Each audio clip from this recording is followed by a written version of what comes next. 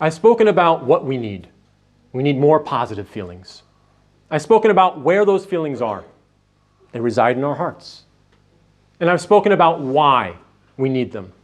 We need these positive feelings to motivate us, to compel us to do more good, to compel us to act on the faith that we claim with our words.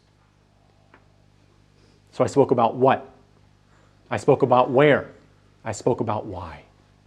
What's the next natural question? How? How do we do this?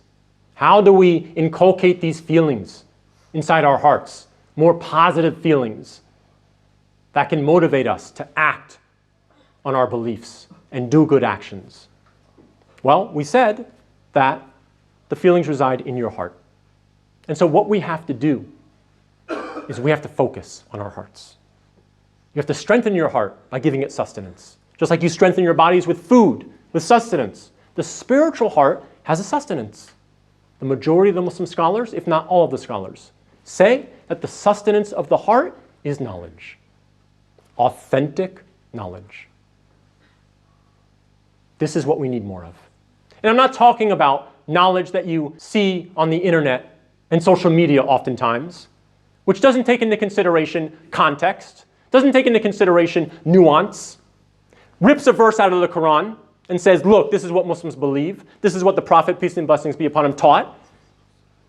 All these nasty lies. I'm not talking about that. I'm talking about authentic, real knowledge, the truth. This is what will strengthen our hearts. And many scholars point out that it should also be beneficial knowledge.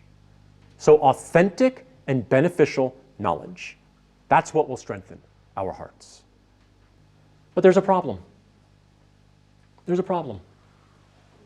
If there wasn't a problem, we can say, I'm done.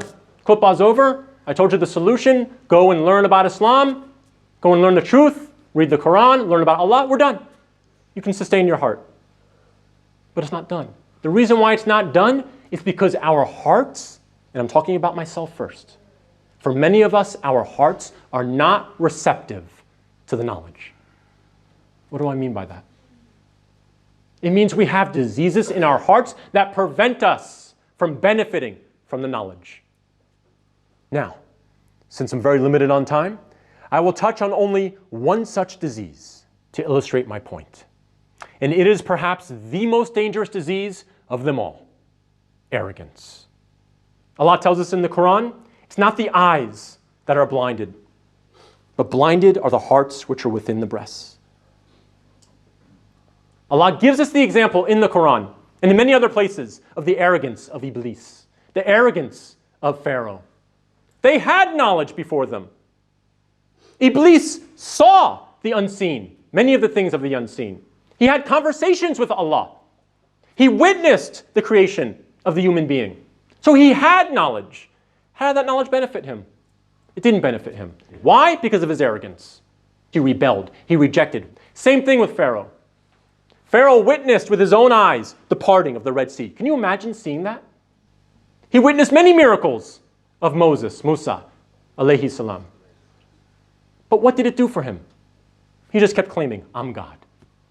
Until the last moment when the seas drowned him. And that then he said his shahada, but it was too late.